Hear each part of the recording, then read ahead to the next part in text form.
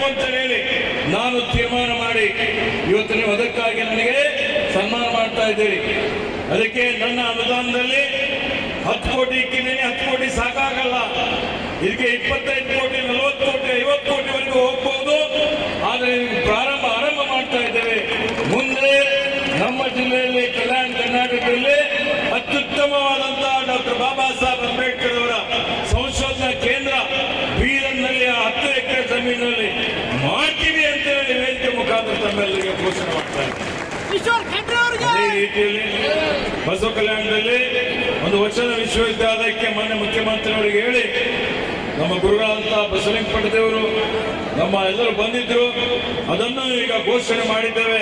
ಅದು ಬಸವ ಕಲ್ಯಾಣದಲ್ಲಿ ಮಾಡ್ತಾರೆ. ಬಸವ ಕಲ್ಯಾಣ ವೇಗದ ಗತಿಯಲ್ಲಿ ಅಭಿವೃದ್ಧಿ ಆಗ್ತಾ ಇದೆ. ಅದಕ್ಕೆ ಆತ್ಮೀಯ ಬಂಧುಗಳೇ, ನಿಮ್ಮೆಲ್ಲರ ಸಹಕಾರ ಸಹಯೋಗ ಇರಲಿ. ಇವತ್ತು ನೀವು ನನಗೆ ಅಭಿನಂದನೆ ಇಟ್ಕೊಂಡಿದ್ದೀರಿ. ನಿಮ್ಗೆ ಗೊತ್ತಿದೆ, ನಾನೇನು ರಾಜಕೀಯ ಪರಿವಾರದಲ್ಲಿ ಬೆಳೆದಿದ್ದೇನೆ. ನಮ್ಮ ತಂದೆಯವರಾದ ಪೂಜ್ಯ ಭೀಮಣ್ಣ ಖಂಡ್ರೆಯವರು ಈ ರಾಜ್ಯಕ್ಕಾಗಿ ಹೋರಾಟ ಮಾಡಿದ್ದಾರೆ, ಸ್ವಾತಂತ್ರ್ಯಕ್ಕಾಗಿ ಹೋರಾಟ ಮಾಡಿದ್ದಾರೆ. ಹೈದರಾಬಾದ್ ಕರ್ನಾಟಕ ವಿಮೋಚನೆ ಮಾಡಬೇಕು ಅನ್ನೋ ನೈಜಾಮನ ವಿರುದ್ಧ ಹೋರಾಟ ಮಾಡಿದ್ದಾರೆ. ಕನ್ನಡಕ್ಕಾಗಿ ಹೋರಾಟ ಮಾಡಿ ಬೀದರ್ ಜಿಲ್ಲೆ ಕರ್ನಾಟಕದಲ್ಲಿ ಉಳಿಸಿಕೊಂಡಿದ್ದಾರೆ.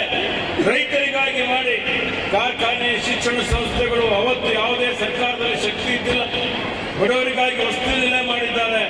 ಅನೇಕ ಅಭಿವೃದ್ಧಿ ಪರ ಕೆಲಸ ಕಾರ್ಯ ಮಾಡಿ ಇವತ್ತು ನಾನು ಅವರ ದಾರಿಯಲ್ಲಿ ನಡ್ಕೊಂಡು ಬಂದು ಜಾತ್ಯತೀತವಾಗಿ ಎಲ್ಲಾ ಸಮುದಾಯವನ್ನು ಜೊತೆಯಲ್ಲಿ ತೆಗೆದುಕೊಂಡು ಹೋಗಿ ಇವತ್ತು ಬೀದರ್ ಜಿಲ್ಲೆ ಅಭಿವೃದ್ಧಿ ಆಗಬೇಕು ಅನ್ನುವಂಥದ್ದು ನಮ್ಮ ಉದ್ದೇಶ. ನನ್ನ ಉದ್ದೇಶ ಬೀದರ್ ಹಿಂದುಳಿದಂತ ಜಿಲ್ಲೆ ಅಲ್ಲ. ಅಭಿವೃದ್ಧಿ ಸ್ವಲ್ಪ ಹಿಂದೆ ಇರ್ಬೋದು ಬೇರೆ ಬೇರೆ ಕಾರಣದಿಂದ, ಆದರೆ ಧಾರ್ಮಿಕವಾಗಿ, ಆಧ್ಯಾತ್ಮಿಕವಾಗಿ ಬಹಳ ಮುಂದುವರಿದಂತಹ ಜಿಲ್ಲೆ. ಈ ಜಿಲ್ಲೆಯ ಜನರ ತಿಳುವಳಿಕೆ ಮಟ್ಟ ಜಾಸ್ತಿ ಆಗ್ಬೇಕು, ಅವರ ಆರ್ಥಿಕ ಮಟ್ಟ, ಅವರ ಗಳಿಸುವಿಕೆ ಮಟ್ಟ ಜಾಸ್ತಿ ಆಗ್ಬೇಕು, ಅವರ ಜ್ಞಾನ ಜಾಸ್ತಿ ಆಗ್ಬೇಕು, ಪ್ರತಿಯೊಬ್ಬರದು ಅವರ ವೃತ್ತಿ ಜಾಸ್ತಿ ಆಗ್ಬೇಕು. ಈ ರೀತಿಯಲ್ಲಿ ಎಲ್ಲರಿಗೂ ನ್ಯಾಯ ಸಿಗಬೇಕು. ನಮ್ಮ ಜಿಲ್ಲೆಯ 18-20 ಲಕ್ಷ ಜನ ಇದ್ದಾರಲ್ಲ, ಆ 20 ಲಕ್ಷ ಜನ ಸರಿ ಸಮಾನವಾಗಿ ಆರ್ಥಿಕವಾಗಿ ಅಭಿವೃದ್ಧಿ ಆದರೆ ಮಾತ್ರ ನಮ್ಮ ಜಿಲ್ಲೆ ನಂಬರ್ 1 ಜಿಲ್ಲೆ ಆಗಲಿಕ್ಕೆ ಸಾಧ್ಯ ಇದೆ. ಅದು ಮಾಡಲಿಕ್ಕೆ ಪ್ರಯತ್ನ ಮಾಡಬೇಕು ಅಂತ ಹೇಳಿ ನಾನು ಇವತ್ತು ಹೊರಟಿದ್ದೇನೆ ಅನ್ನುವಂಥ ಮಾತನ್ನು ತಮ್ಮೆಲ್ಲರಿಗೆ ಹೇಳಲಿಕ್ಕೆ ಬಯಸ್ತಾ ಇದ್ದೇನೆ. ಅದಕ್ಕೆ ಆತ್ಮೀಯ ಬಂಧುಗಳೇ, ಇವತ್ತು ನನಗೆಲ್ಲರೂ ಕೂಡ ವಿರೋಧವಾಗಿ ವೀರಶೈವ ಲಿಂಗಾಯತ ಮಹಾಸಭೆ ರಾಷ್ಟ್ರಾಧ್ಯಕ್ಷನಾಗಿ ಆಯ್ಕೆ ಮಾಡಿದ್ದಾರೆ. ಇವತ್ತು ಈ ಗುರುಗಳು ಹೇಳಿದ್ದು ಏನು? ಸಕಲ ಜೀವಾತ್ಮರಿಗೆ ಲೆಸನ್ನೇ ಬಯಸಿದ ಬಸವಾದೀಶರು. ಇವತ್ತು ಎಲ್ಲರಿಗೂ ಒಳ್ಳೆಯದಾಗಲಿ ಅನ್ನುವಂಥದ್ದು, ಸರ್ವರಿಗೂ ಸಮಬಾಳು ಸಮಪಾಲು ಅನ್ನುವಂಥದ್ದು, ಮತ್ತು ಇಡೀ ಜಗತ್ತಿಗೆ ಸಾಮಾಜಿಕ ನ್ಯಾಯ ಕೊಟ್ಟಂಥದ್ದು.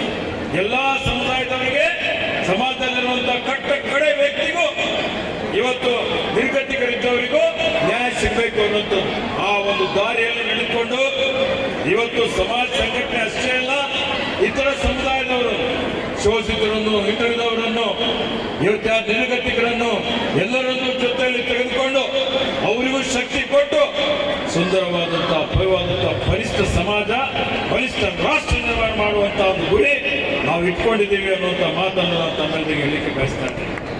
ಹೆಚ್ಚಿಗೆ ಮಾತನಾಡದೆ ಕೂಬಾ ಅವರು ಬಹಳಷ್ಟು ಹೇಳಿದ್ದಾರೆ, ವಿಜಯ್ ಸಿಂಗ್ ಅವರು ಮಾತನಾಡಿದ್ದಾರೆ.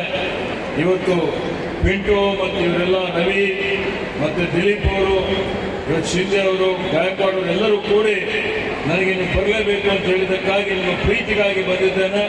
ದಾವಣಗೆರೆ ಉಪಚುನಾವಣೆ ನನ್ನ ಜವಾಬ್ದಾರಿ ಇದೆ, ನಿನ್ನೆ ಹೋಗಬೇಕಾಗಿತ್ತು, ಈ ಕಾರ್ಯಕ್ರಮ ಬಿಟ್ಟು ಹೆಂಗೆ ಹೋಗ್ಬೇಕಪ್ಪ ಅಂತ ಹೇಳಿ ಬೆಳಿಗ್ಗೆ ಫೋನ್ ಮಾಡಿ ನನಗೆ ಬಹಳ ತುರ್ತಾಗಿ ಕೆಲಸ ಇದೆ, ಬರ್ಲಿಕ್ಕಾಗಲ್ಲ ಅಂತ ಹೇಳಿ ನಮ್ಮ ಬೇಲಿ ನಾಯಕರಿಗೆ ಹೇಳಿ ಈ ಕಾರ್ಯಕ್ರಮಕ್ಕೆ ಬಂದಿದ್ದೇನೆ. ಬರ್ಲಿಕ್ಕೂ ತಡ ಆಗಿದೆ.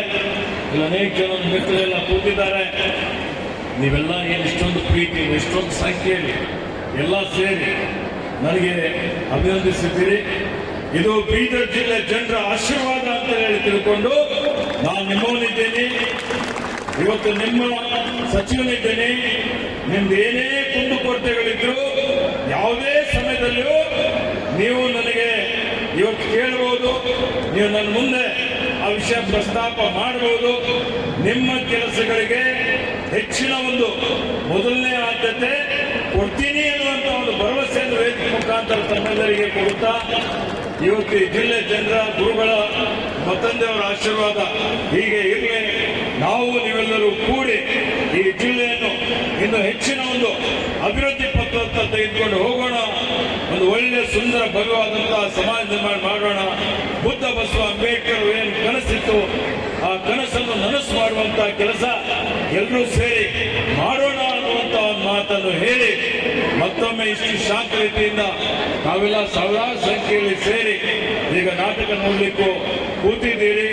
ಅದರ ಮುಖಾಂತರ ನಿಮಗೂ ತ್ಯಾಗ ಮಾಡಲಿಕ್ಕೆ, ನಿಮಗೆ ಸೇವೆ ಮಾಡಲಿಕ್ಕೆ, ಸಂಯಮ ಬರಲಿಕ್ಕೆ ನಿಮಗೂ ರಮಾಬಾಯಿ ತಾಯಿಯವರು ಸ್ಫೂರ್ತಿ, ಅವರ ನಾಟಕದಿಂದ ಸ್ಫೂರ್ತಿ ಸಿಗಲಿ. ಅವರ ನಾಟಕಕಾರರಾದಂಥ ನಮ್ಮ ಪ್ರಿಯಾಂಕಾ ಅವರು ಬಂದಿದ್ದಾರೆ, ಅವರಿಗೂ ಶುಭ ಆಗಲಿ. ಮತ್ತು ಆ ಆಯೋಜಕರೆಲ್ಲರಿಗೂ ಇವತ್ತೇನು ಇಷ್ಟೊಂದು ದೊಡ್ಡ ಪ್ರಮಾಣದಲ್ಲಿ ಕಾರ್ಯಕ್ರಮ ಆಯೋಜನೆ ಮಾಡಿದ್ದೀರಿ ಅದಕ್ಕಾಗಿ ನಾನು ಚಿರಋಣಿಯಾಗಿದ್ದೇನೆ.